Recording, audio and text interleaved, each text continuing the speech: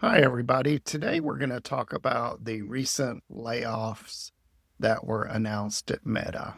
And I really would just want to kind of dive into this and just have a more direct conversation as it relates to my perspective from a tech standpoint. So, the article, and we'll dive into the article in a little bit, but I wanted to get just general AI overview. So there was an announcement that 8,000 employees, roughly 10% of the workforce, was going to be reduced in order to shift resources towards AI.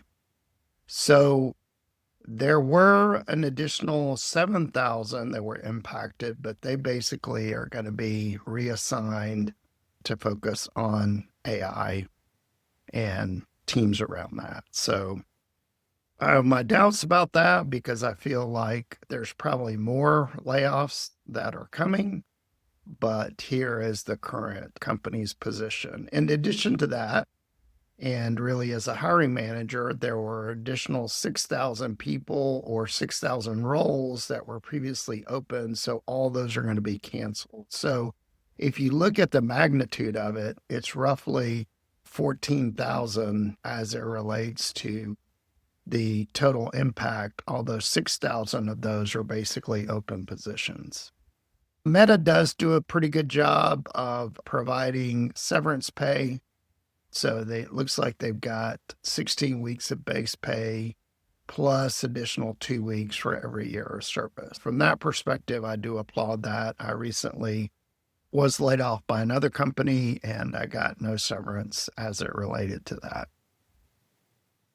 And then Zuckerberg's basically saying he doesn't expect further layoffs for the remainder of the year. But as we all know, he can say one thing and then the next week be announcing additional layoffs. The layoffs were around engineering, product, cybersecurity, content design. But now I wanted to basically pull up the New York Times article and go into that in more detail. So if we kind of start up at the top, there was the formal announcement that came out in April. It does go into effect May 20th. We already passed that date. Teams were impacted, usually get emails, you can't access systems. So that's usually how it happens. As somebody who's also been in rounds of layoffs, you do try to reach out, you do try to get in touch with people, make sure you have the connections in case you are able to support and help each other through the transition. And then offices became empty on Wednesday as the employees were told they should work from home. The people at Meta did try to put a petition to stop some of the employee tracking data, but that was obviously they continued to do that. So basically, what happened was they were using a series of employees to basically track and monitor their work. And they leveraged that information and knowledge to basically train AI to be able to perform some of these roles as I understand it. So Meta's been through multiple rounds. There have been other companies, Cisco and others, that have also recently announced, and I think the total's up to 142,000 for this year, which is pretty high as it relates to AI. Let's see what else it says here.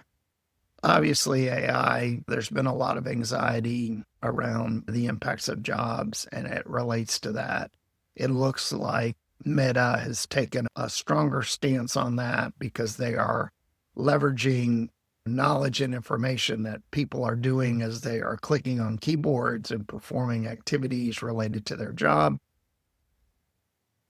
Zuckerberg is basically grateful for those who are laid off, which is a pretty company standard approach. And then, but what I want to talk about is from my perspective, I do feel like in order for them to pay for all the AI infrastructure and all the things that are needed to run, so energy, power related to that, computing resources, like all this stuff with AI is just very expensive to run, very expensive to operate. So, in order for these companies to continue to be able to make progress, they are going to have to invest in this infrastructure.